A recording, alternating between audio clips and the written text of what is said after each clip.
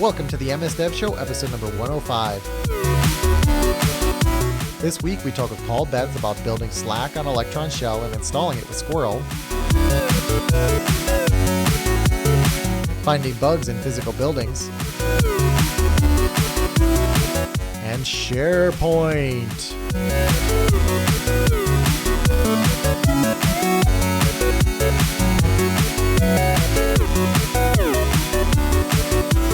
This episode of the MS Dev Show is brought to you by Infragistics, providing tools and solutions to accelerate design, development, insights, and collaboration for any organization.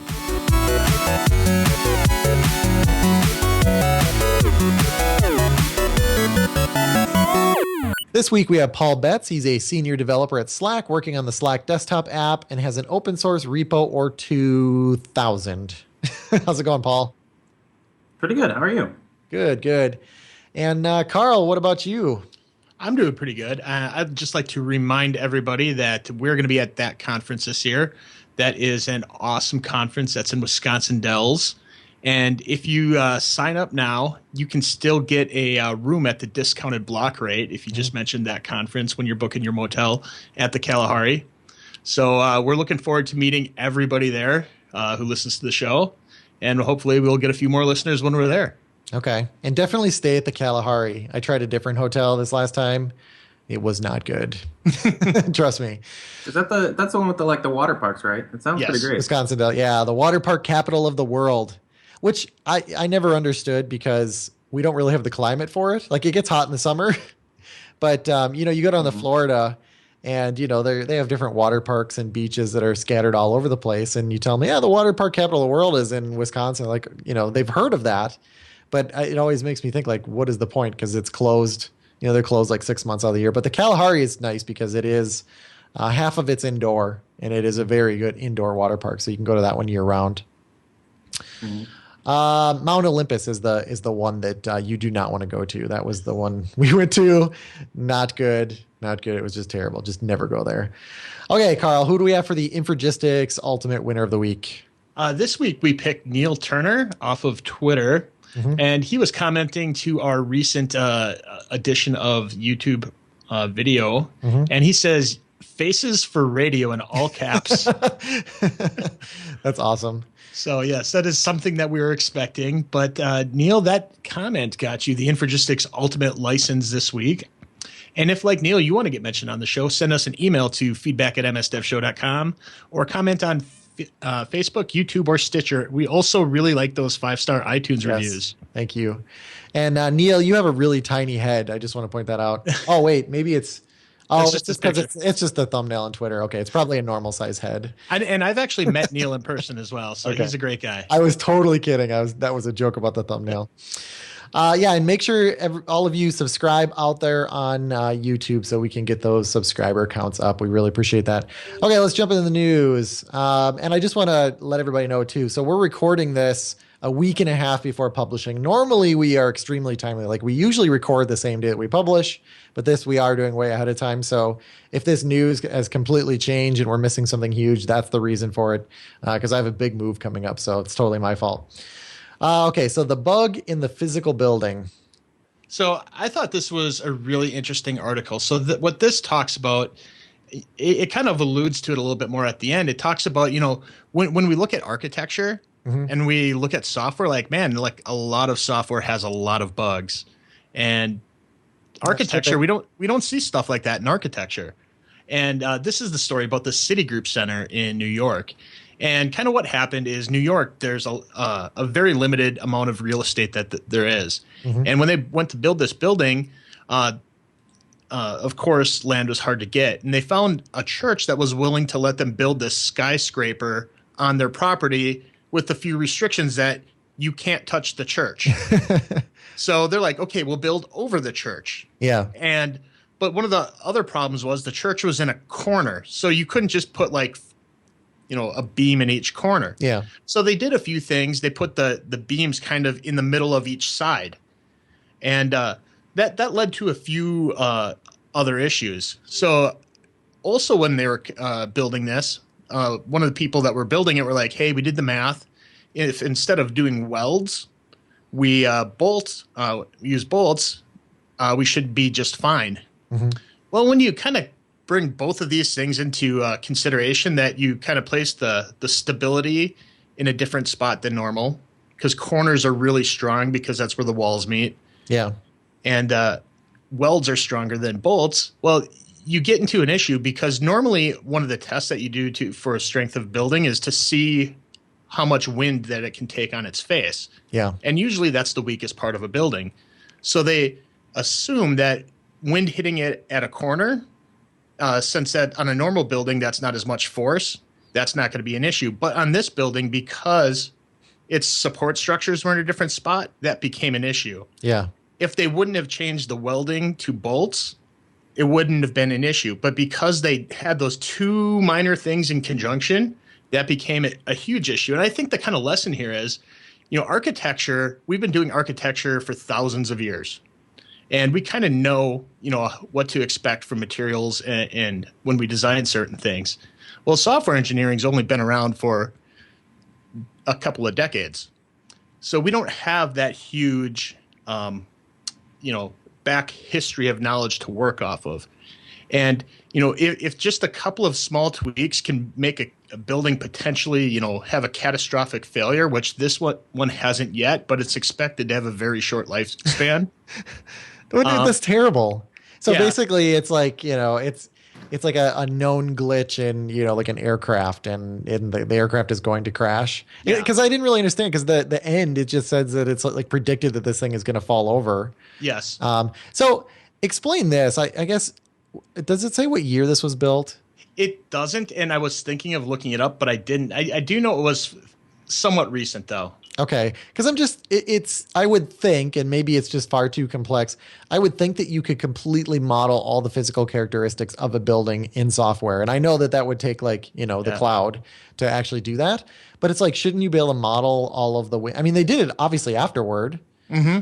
But you think before you built it, like you could do a full model. I mean, there's like those games, and this is a really horrible analogy probably, where you like build the bridge, right? And it knows like the structural integrity of the bridge, and you can add like different factors. So that's what seems weird to me is that's one thing we typically don't. So we have one disadvantage in software that we can't do something like that. We can't. It's really impossible to model it with any reasonable result. But the good thing is we can have our building fall over and we just put it back up like instantly. We can script creating a new version of it. So yeah, it's just I thought that was sort of a fascinating parallel, but at the same time, it's sort of irrelevant in how different it is. Yeah, but one of the things that I think I took an appreciation for is how young our industry is, and how exciting it is to be in this spot where we can do things that are new all the time. Yeah. Wonder if they can just go weld these things now. It's probably all covered up, but I wonder if they could like retrofit the welds. I'm thinking that's probably not feasible. Yeah, or just wrap the whole thing in like tape or something. The other thing you got to remember is that when you build a bridge, you don't invent a new bridge. You go in a book and you look at the kind of bridge you want. Software engineering, there's no point in inventing the same thing over and over. You're not building the same thing over and over. Every single thing you build is something new, right? That's the whole point of software. Yeah. And so like every project is a completely new thing. Yeah, there's not a lot of material reuse yet. That's a good point. Okay, .NET Framework compatibility. Yeah, so there's a recent post out there on the MSDN blogs. I thought that was just really interesting on how the .NET Framework works, especially when it comes to different versions, kind of what happens internally in there as well. So if you install like .NET 4.0 and then another version comes out like 4.5 and you install that over it, you're going to blow away version 4.0. There will only be one 4.x version out there. So when you install 4.5.2 and 4.6, they just blow away the previous one. But when you write an application and you target like, .NET 4.0, it still runs. And internally, there may have been things that have changed in the .NET framework that your app could be depending upon.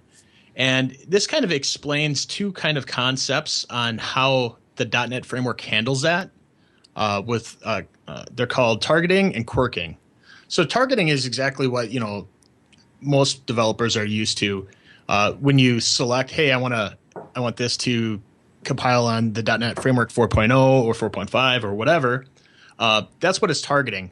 When the .NET Framework sees your application, it can use that and to do what's called quirking. And what that is if it sees that you're running an older version that may have a different code path, it'll actually run a different version of the code of the .NET Framework. And I think that's kind of a cool concept that most developers aren't aware of. I've heard of it in the past, but I didn't really look at it again until I saw this article.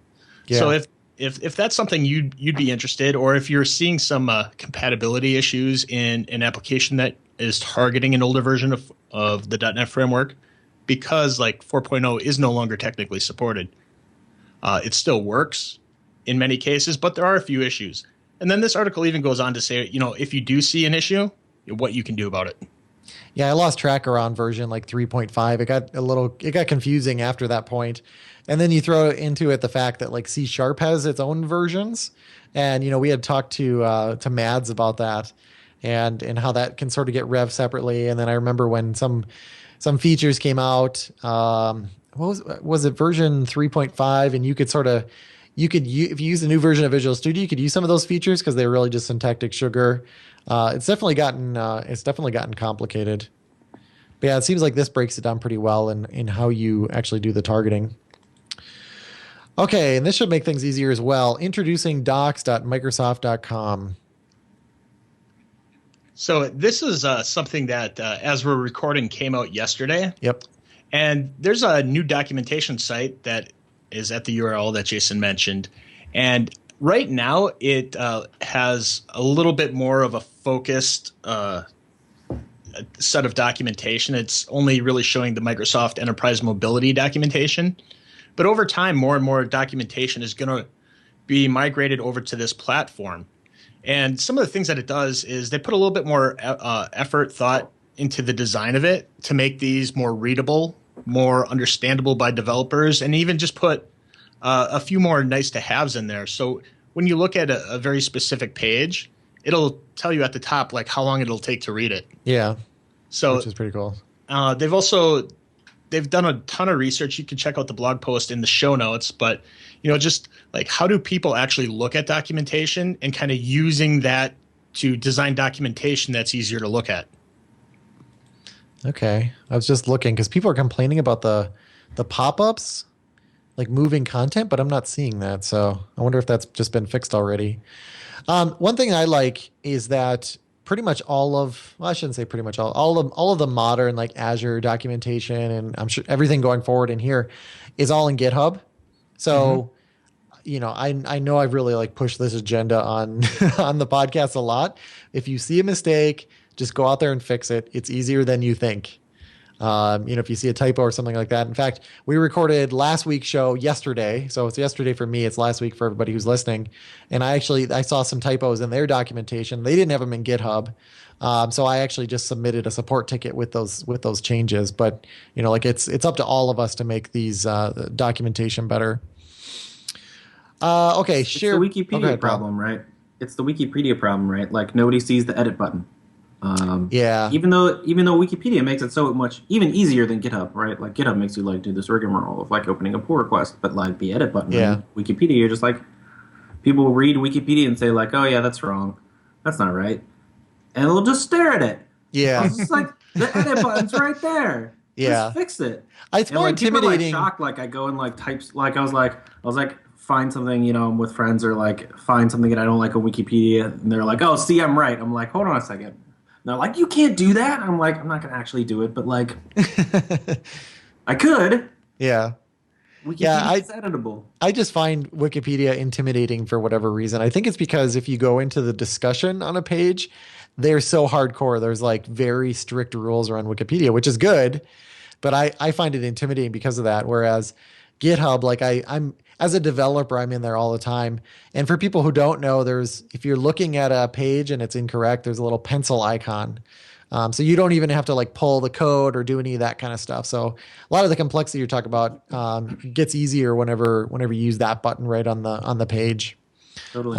makes it pretty easy. Do you think people still find it intimidating though, even with that pencil thing, that like, hey, this is Microsoft documentation. I'm not from Microsoft.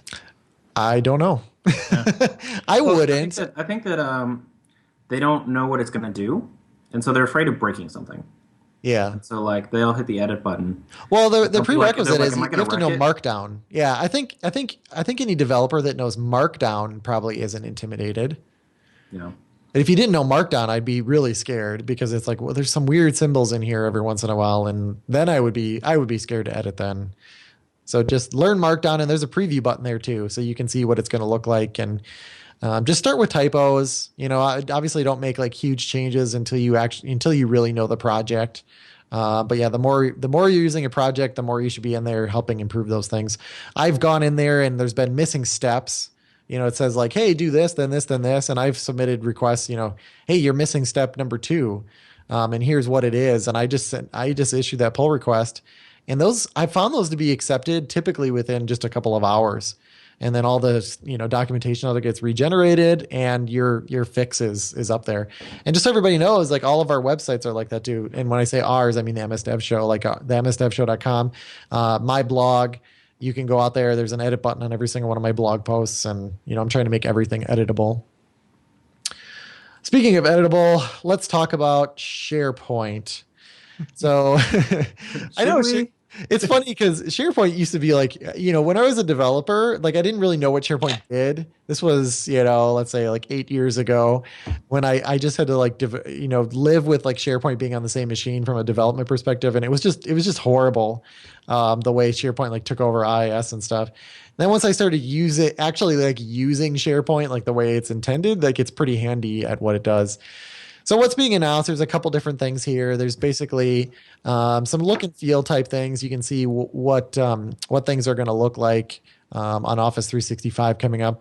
And then there's also, and this is a pretty big announcement, mobile apps coming out for iOS, Android, and Windows Phone that are basically SharePoint clients. And what's kind of interesting, did you ever search for SharePoint on iOS, Carl? No. So the first client that comes up, so I'm just like, I bet you there's third-party SharePoint clients in there. Sure enough, there is one, and it's by Infragistics. They have the first result in there, which I got a kick out of. So honestly, like as a stopgap, if you need like mobile SharePoint functionality, I would take a look at the Infragistics one. And they are a sponsor. That's a disclaimer. But this iOS version, it says doesn't really have a date, but it looks like it's imminent because the Windows and Android version are going to be second half of 2016. Sounds like iOS is going to be before that. So that'll probably drop, at any time here. It might even be out already by the time we're doing this podcast. So an official SharePoint app where you can go in there. And I looked at it. You can, it's kind of nice. You can see what's going on with the SharePoint documents on your team and look at notes and all that kind of stuff. So it's basically unifying the intranet for your team. So it was kind of nice from that perspective. So it's great if you're using SharePoint. If you're not using SharePoint, I suppose the mobile app is probably pretty useless. Okay. Any other comments on that? You guys aren't SharePoint fans? No. People love it though. People in Office, like even when I worked at Microsoft, we were like, SharePoint, like really? And then we talked to like our customers, and like people were like, this is amazing. Because you got to remember what their alternative was, right? Like shares. I used to email my documents, and I'd have like V1, V1 final, V1 final, V1 edit final with edit. Really final this time. And it was a disaster, right? And so like SharePoint was like, I can just like upload it, and like it remembers versions. Whoa, like it's crazy. So, yeah. Well, and not even that. I mean, now just being integrated with like Office Online, I mean, you just go in there and you edit it. It's automatically tracking versioning. You can do concurrent edits in real time, kind of like what Google Docs really pioneered, and that's really cool. The concurrent document editing with full version history. But yeah, everybody's still in that habit. I see so many times when I go in, somebody sends me a link to a document, I look and sort of V1, V2, V3. It's like that SharePoint does versioning, right? Yeah. But it's scary and people don't like to change. Oh, okay, Paul. So let's. I think we have quite a few things that we can talk about. Like we mentioned earlier, you have lots and lots of GitHub repos. It sounds like you do a little bit of everything. So we really wanted to focus on kind of a small list. But I guess first of all, just kind of give us a little bit of your background and what you do at Slack. Cool. So at Slack, I work on the Slack desktop app, which right now it's a little confusing because Slack actually has two desktop apps right now. One that's that was the original one written solely for Mac. Okay. And that's the one, like if you go to slack.com/downloads and download the Mac app, you'll get that one. And so that's the one that's was the original version. And so the version I work on is the one that is for right now shipping on Windows and Linux. So if you use Windows and you use this app, that's the one I work on. Okay. And it's also the same code and the same project on Linux. So if you take our repo on GitHub, our private repo, and clone it, and build it on Windows, you get a Windows app. And if you build it on Mac, you get a Mac app. And if you build it on Linux, you get a Linux app. Okay. Well, it's good to know. So they're different now, but they're going to be the same. Yeah, eventually. Okay. Soon. We come out in a week and a half, so is it sooner than a week and a half? Not that soon. Okay. So that's what I do. I've been working here since about last October. So before that, I used to work at GitHub, working on GitHub Desktop, so the desktop client. Oh, okay. That you download that sets up Git for you on Windows. On Windows, it's particularly important because Windows doesn't come with Git in the box. Mm-hmm. So it kind of sets up all this stuff and sets it up in a really like Windows developer-friendly way. Yes. So it used to be that the only version of Git was like a version of Git, like MSys Git, right? So like it was like Git for Linux developers who somehow found themselves on Windows by mistake. And so it'd like do things like it open a bash shell and you're like, what the hell is bash? And it open, VI is your commit editor. And I'm like, I don't know how to type. And so we fixed it so that it was for Windows developers. So it would open PowerShell and it would use Notepad as your commit editor and stuff like that. Yeah, no, that is an awesome project because that is how I get Git on my machines. Is I use GitHub. And then the other thing, we had Phil Hack on a long time ago. But the biggest, this was like a life-changing thing that he told me is that you can hit the tilde whenever you're on a GitHub project and it'll open up the prompt with that as the context. Yep. Oh, you know how much time that saved me? I need to send Phil Hack a check for that one. Yeah, that's his pet feature. Yeah. What was I going to say? So, and it does stuff like put MS Build in path. So you can type MS Build and then build .NET projects straight out of the gate. So I worked on that for a long time. And before that, I used to work at Microsoft doing kernel and driver stuff. So I worked a lot with CD burning back when Blu-ray was just coming out. Yeah. So there's a lot of bugs around that. And so trying to make that work on Windows Vista and Windows 7.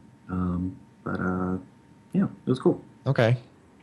All right. So, moving on to what you're doing right now with the Slack desktop app, you're using something called Electron Shell. Can you tell us a little bit more about that?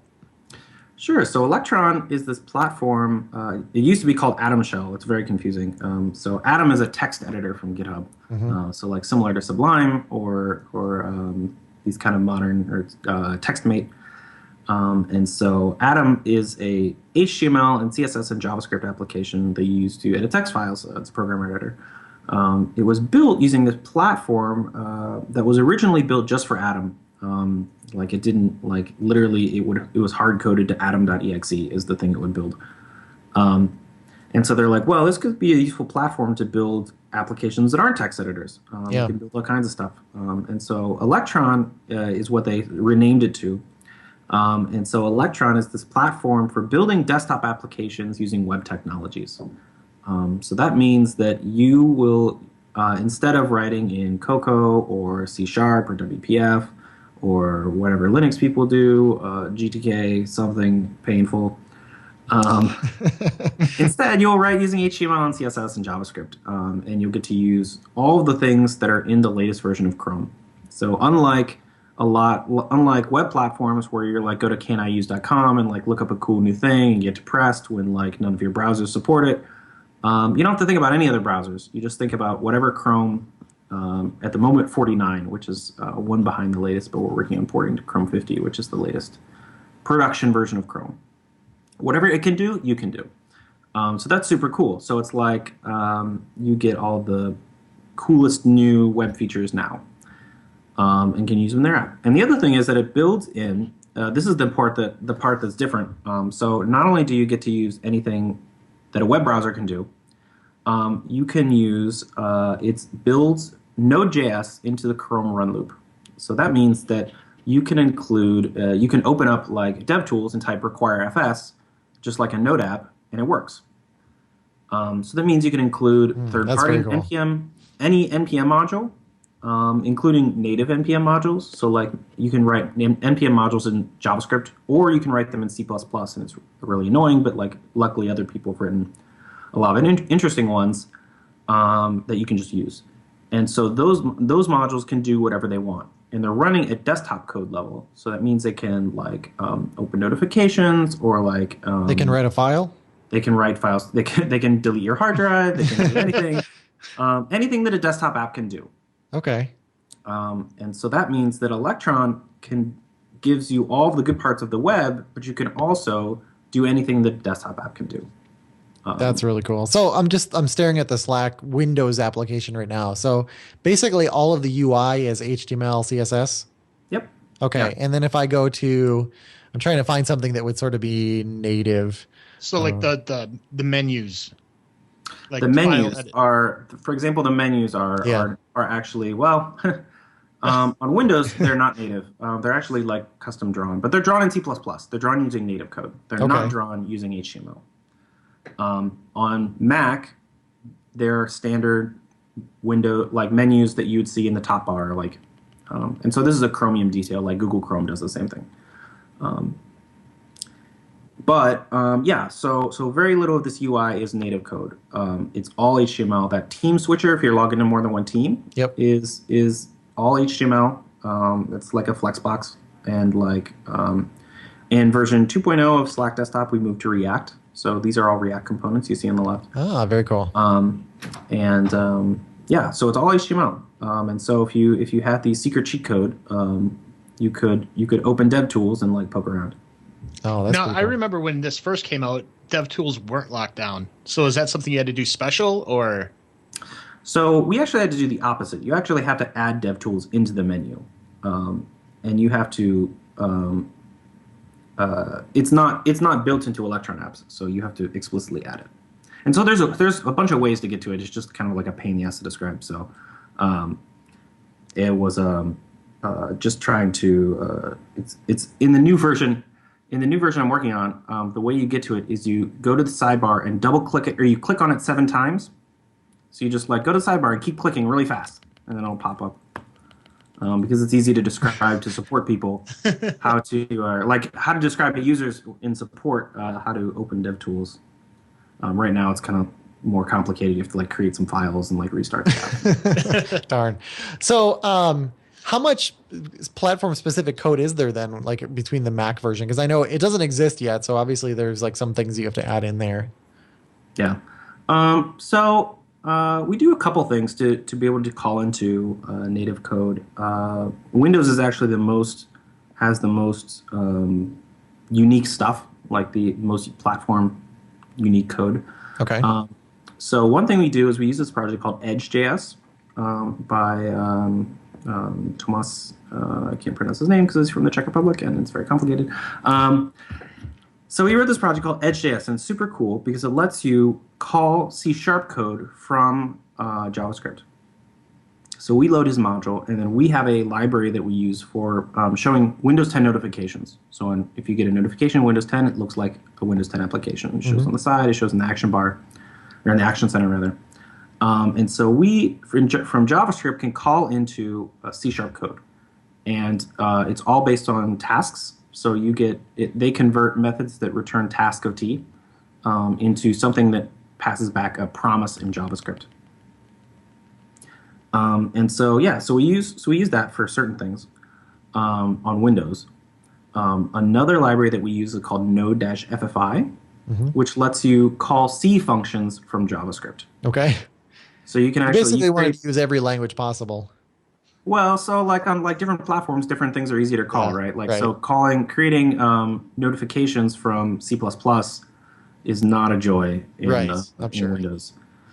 C# is far easier, and so that's what we did. But on Mac and Linux, we're not going to ship mono with built in the platform. It's a lot of work, and like there's a lot of overhead. We have to ship the entire .NET framework. We don't do that. So we use that to call into C functions and Objective-C functions.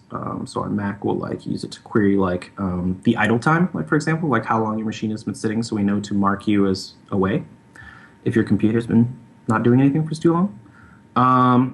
And those are the two main ways. We also have some custom native node modules that we've written or modified. They're all generally open source, so like they're just like hanging out on my GitHub repo. And so we just like that time we just end up writing the same code 3 times, depending on the platform. Like the spell checker is a really good example of that, where like we had to write like on Windows, you use the Windows 8 APIs, or if you're on Windows 7, then you have to use an open source library because there is no Windows spell checker API in Windows 7. And on Mac, you use the Mac spell checker API, and on Linux, you use this open source library. So some things are more complicated than others, but luckily a lot of it's been done for you. Like you can just, if it's a module that's already been written, you just like npm install it and you're good to go. So you mentioned you go back to Windows 7. How far back do you go? Or I mean, is that really an Electron restriction then? How, like what version of Windows you can support? Yeah, so Electron only supports Windows 7 and higher. Okay. And that's not like a supported, it like actually will not launch on Vista. Okay. Because we use Windows 7 touch APIs. Ah. And so they do not work on lower platforms. Okay. And so a few people have been asking for Windows XP support, but like they should reconsider their life choices. Just tell them it's coming in a few years. Yeah. Just keep saying that. So Windows 7 and higher. And I really wish it was not Windows 10 only would be a great place to be. But we're not quite there yet. Yeah. No, absolutely not.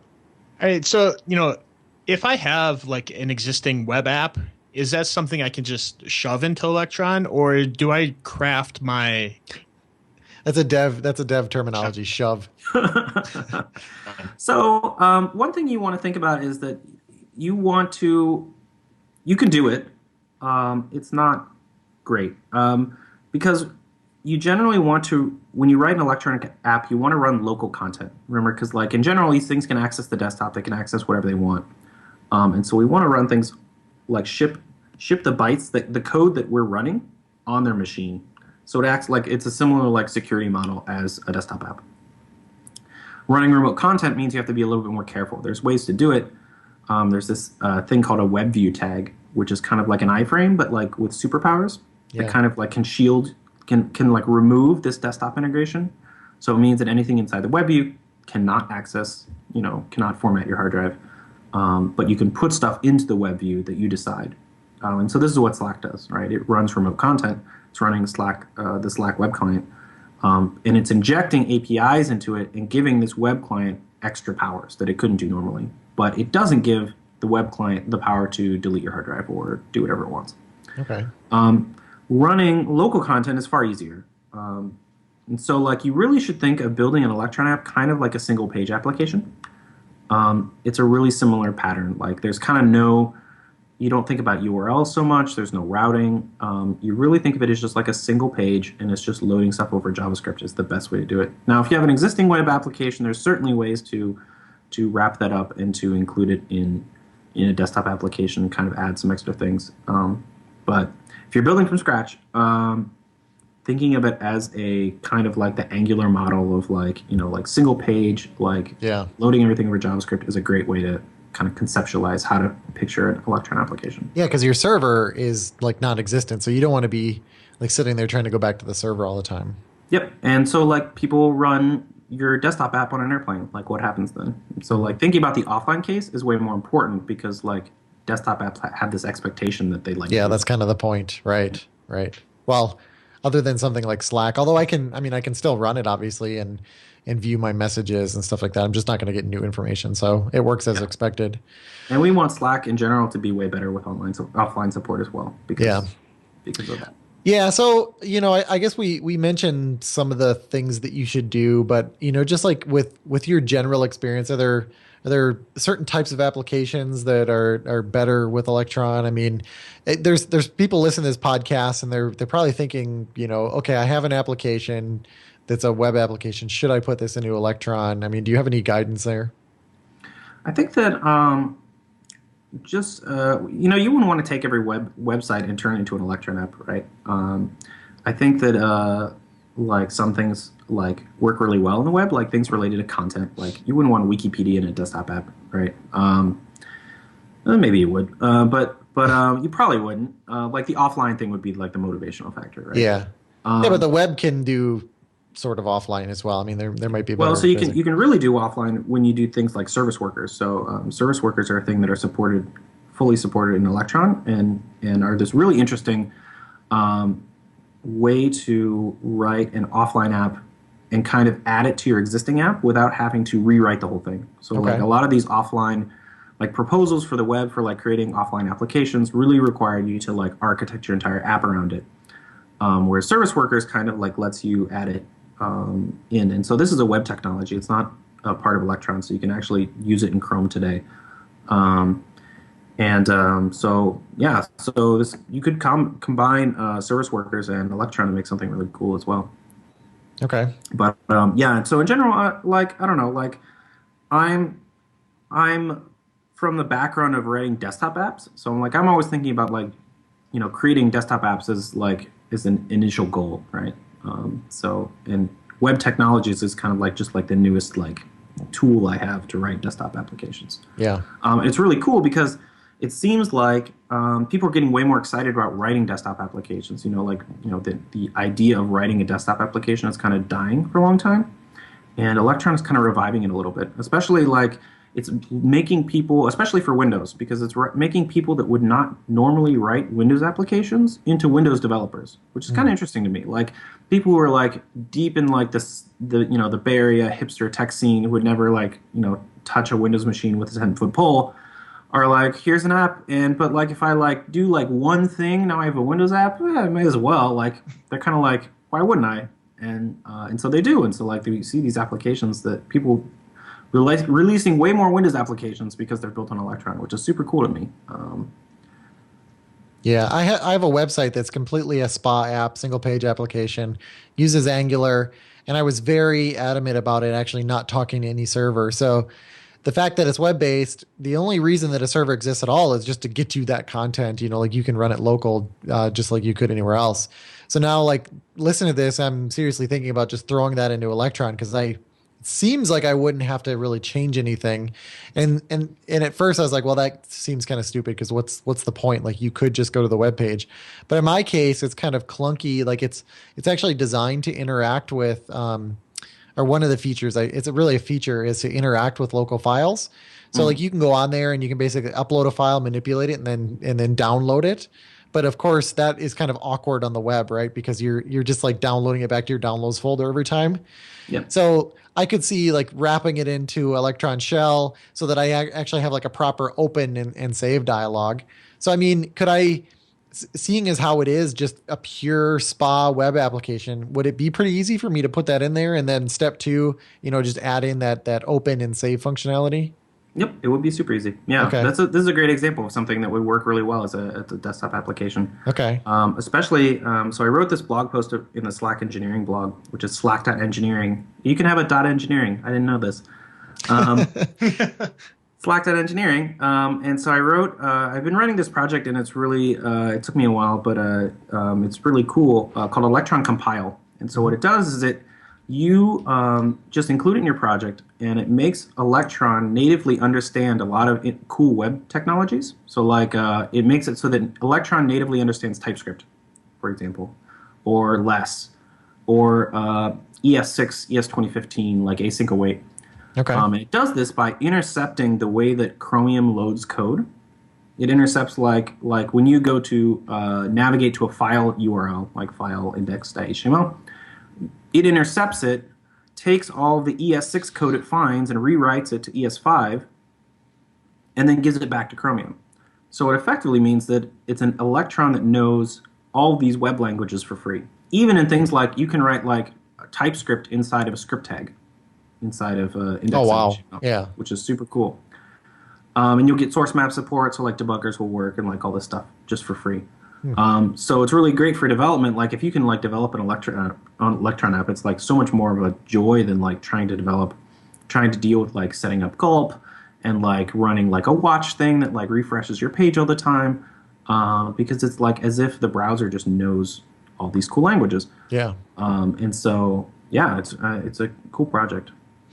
I'll have to take a look at whether or not I want to do that. That sounds really interesting though for my project in particular, just because I've been so strict on making it essentially act like a desktop app. Like every operation is instantaneous, because it's all just, it loads one time. And I've had people complain, or not complain, but they've said like, oh, well, I have kind of a slow connection. Like, do you have a local version? It's like, it doesn't matter. It takes a minute to load. You just wait, and then you never have to wait again. Yeah. Yeah.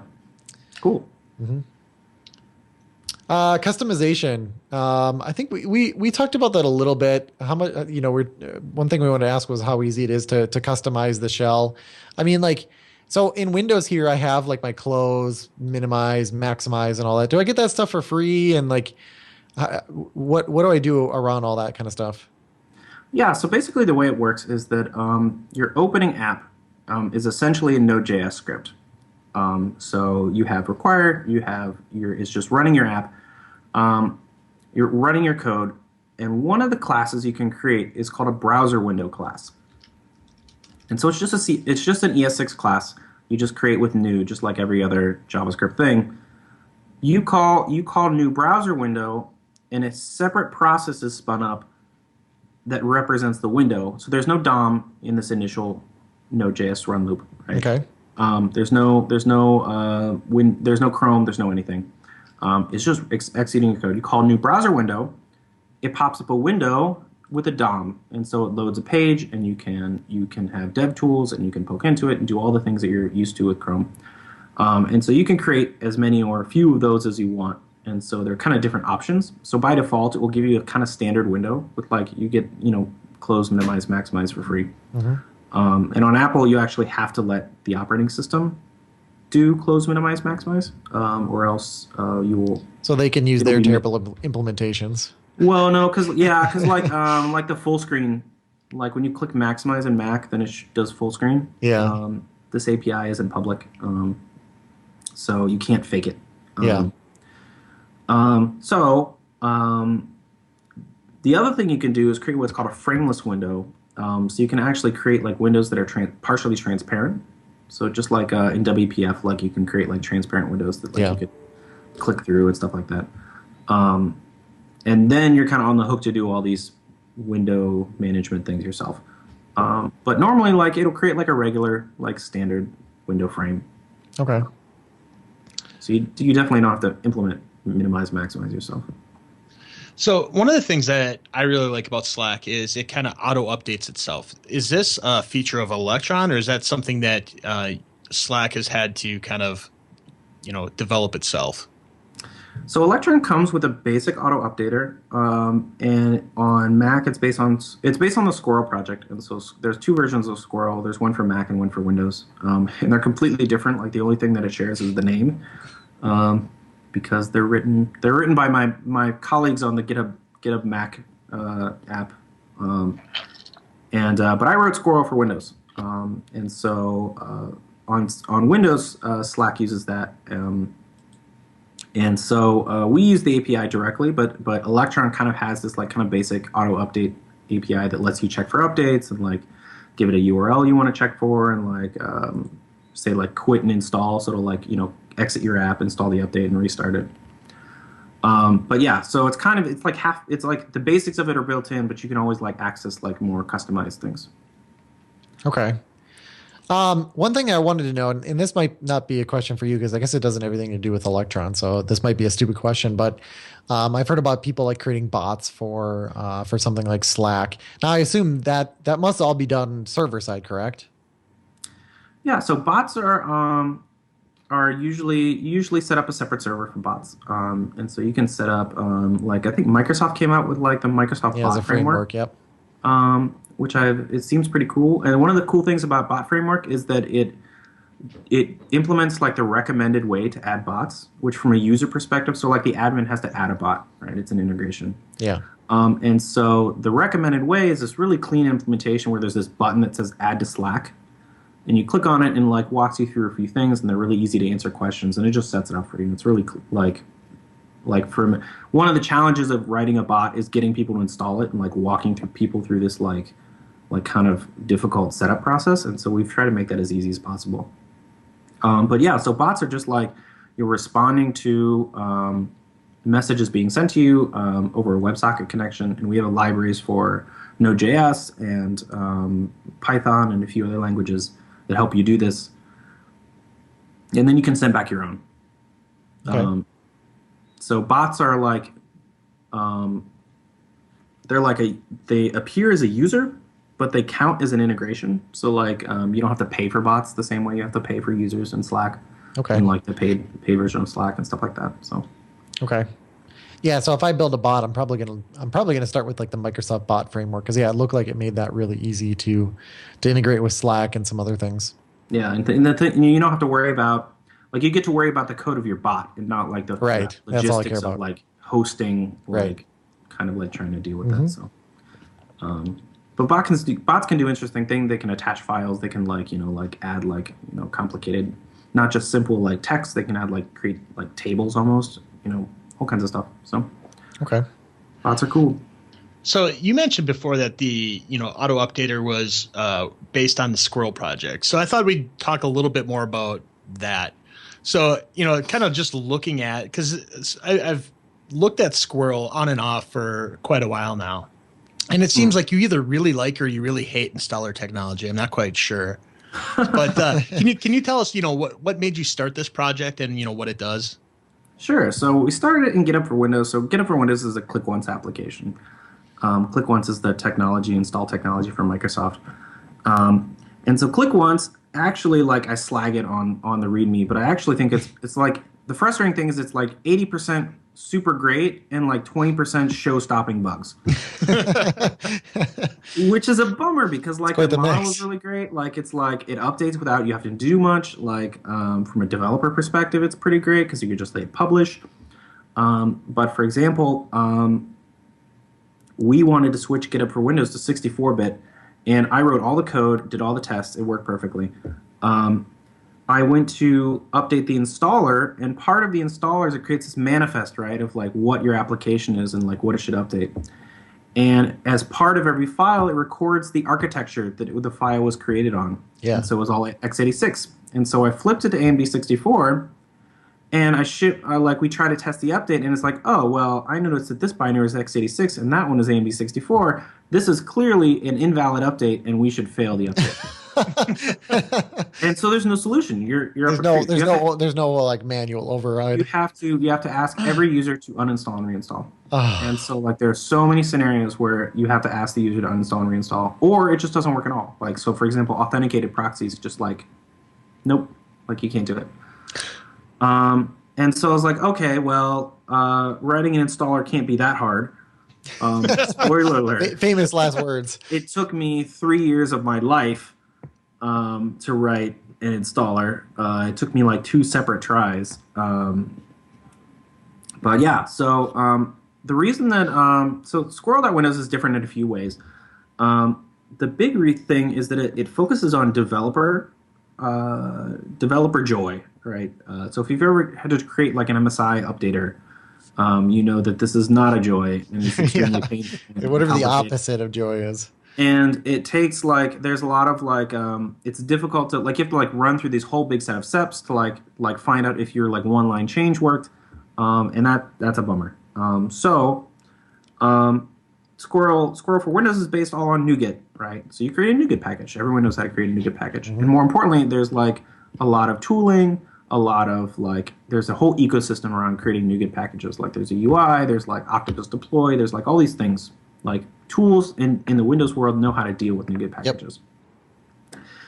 And so you create a NuGet package and then run this tool on it. And there's some like a little bit of it's a kind of a special NuGet package. Like some of the fields mean different things. Like Like your description is really important because that'll go in like the setups description and like the uninstalled program list, stuff like that. So we reuse as many fields as possible. And so you run a tool on it, and then you get out setup.exe that you can hand to people. And more importantly, the other kind of like red thread of Squirrel for Windows is that you don't need a server. You don't need an update server, quote unquote. So like that's a big difference between Squirrel for Windows and Squirrel for Mac, and the thing that I like fought with them forever with, and I was just like, sorry, like this is the way we're doing it. Squirrel for Mac always demands that you create a server, and so the idea is that we want to keep all the logic on the server, and the client doesn't know anything. The client just like accepts an update and just like installs it blindly, which is like there's advantages to that, right? Like because you can do things like what if you're in the beta group or like you want like your employees to have different updates than your users. And you don't want anyone to be able to like reverse engineer that. But like, I think the bigger benefit is being able to throw updates anywhere server you want. So you can put them on S3, you can put them on Azure Blob Storage, anything that can serve up files. So you don't have to have a server. You just need something that can give you files. Mm-hmm. And what's cool about that is that anytime and any place you can put an HTTP URL in Squirrel for Windows, you can also just put a path to a folder, which means that testing updates is super easy because you just point the update server to be like the folder where you just built the latest version. Okay.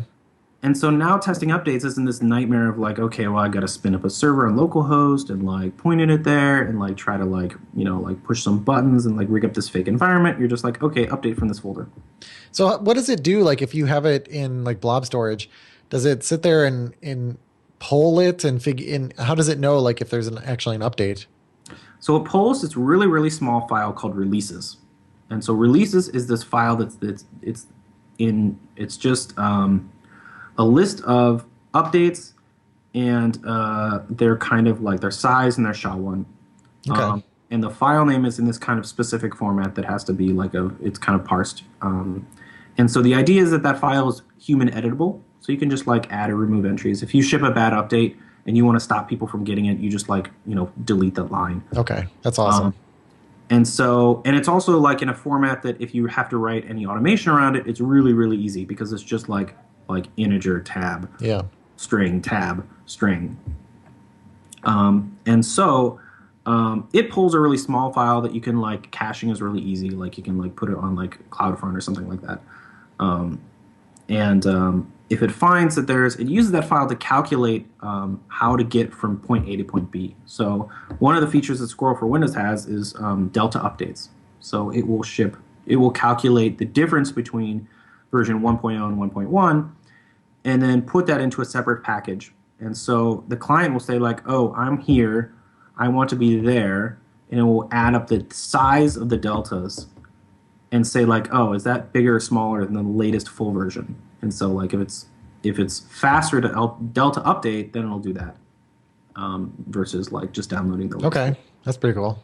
Yeah, so it actually saves us a huge amount of bandwidth, especially for Electron applications that are install packages like around like 50 or 60 MB. But Delta packages can be as small as like 200 KB. Wow. So I like that. It saves us a huge amount of bandwidth. Yeah.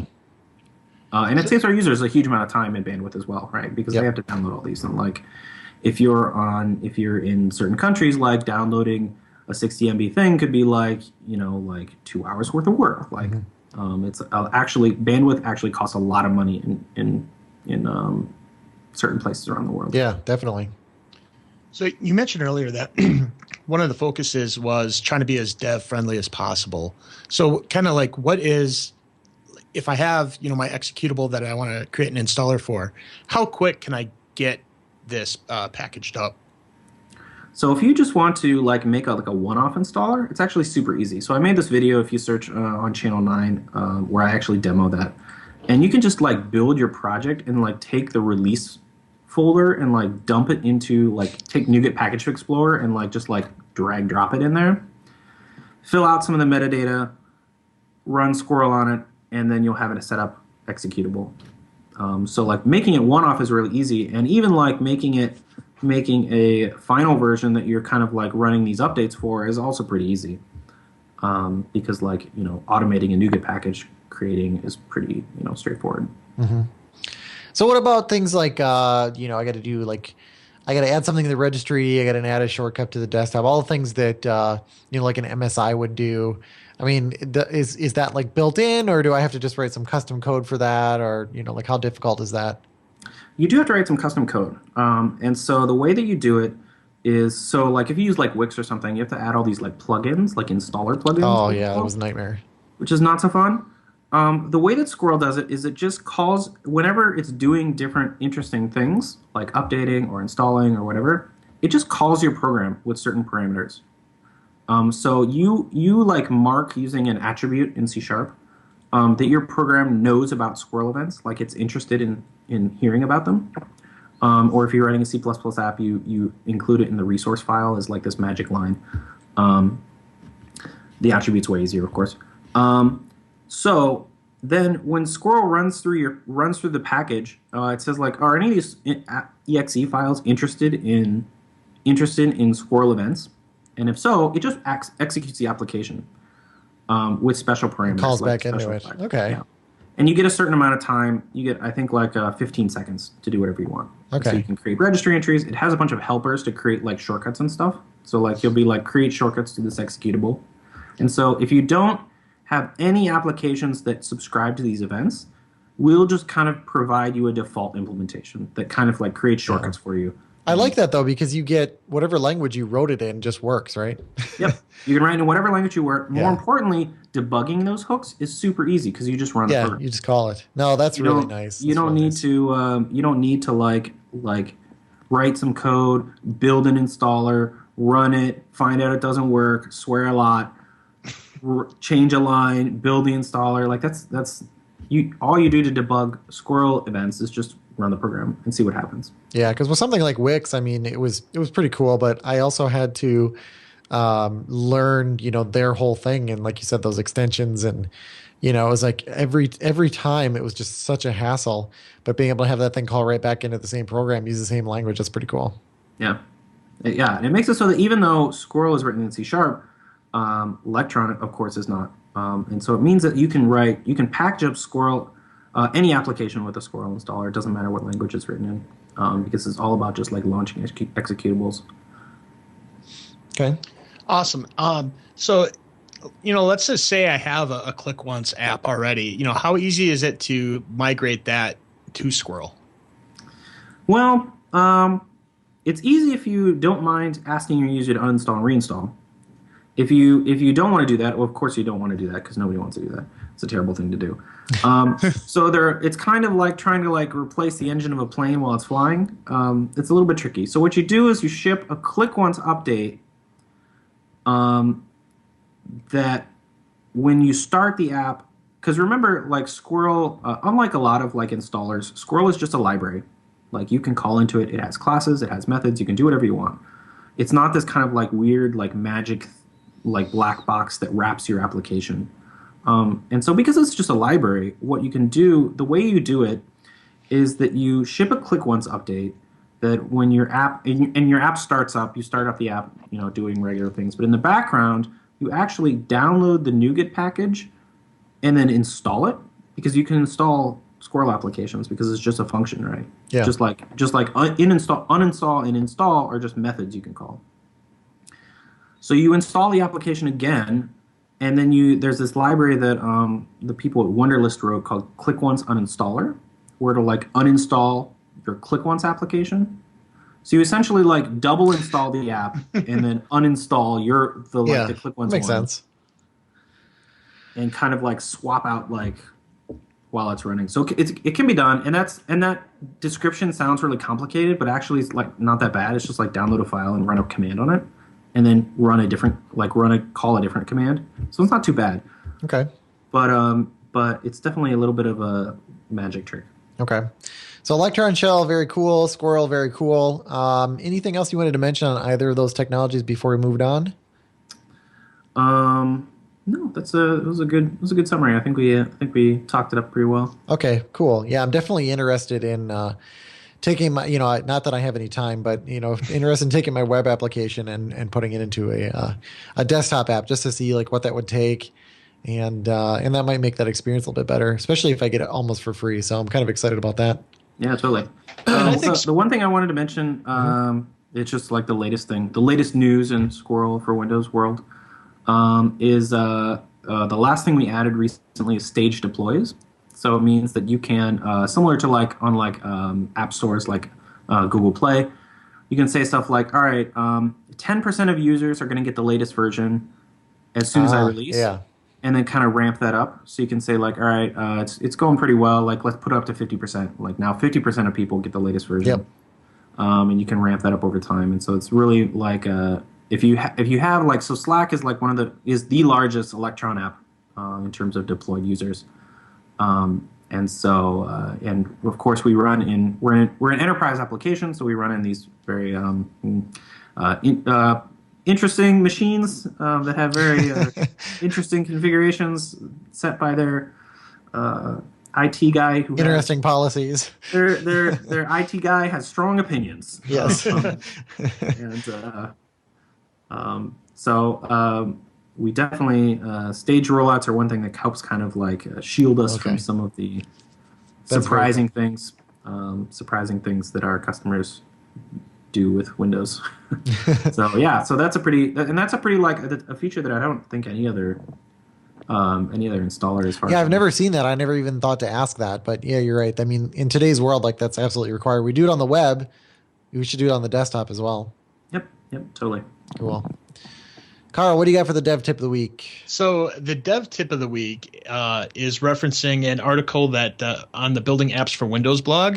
They're highlighting how in the anniversary update, SQLite now is going to be shipping in Windows 10.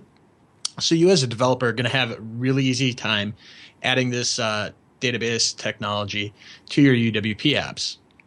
The other reason why I wanted to mention it is because are also including a video from Mr. Paul Betts on Akavash. Cool. And getting SQLite into your UWP app was always like frustrating. You had to like flip all these switches and like download this special thing. So hearing that it's in the box is pretty great. Yeah, it is. And we'll have a link in our show notes to your Evolve talk on Akavash, and as well a link to the repo for it.